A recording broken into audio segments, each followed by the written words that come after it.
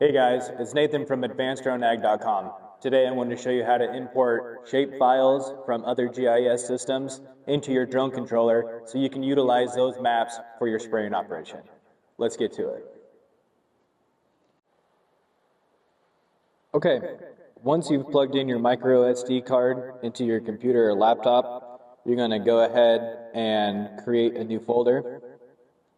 And we're going to name this folder DJI.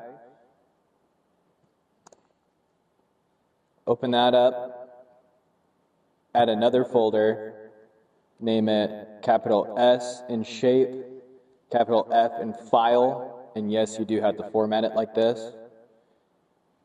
Open that up, and now with your shape files, you go ahead, I don't need the TXT file, so I'm just going to go ahead and throw those shape files into the shape folder file on the SD card, and now let's plug that SD card into our controller.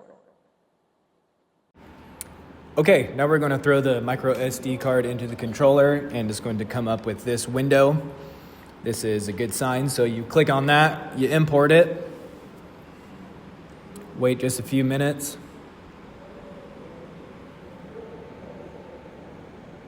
And the import was successful. Now let's go to our file folder. Open that up, and there it is. So 1,476 acres.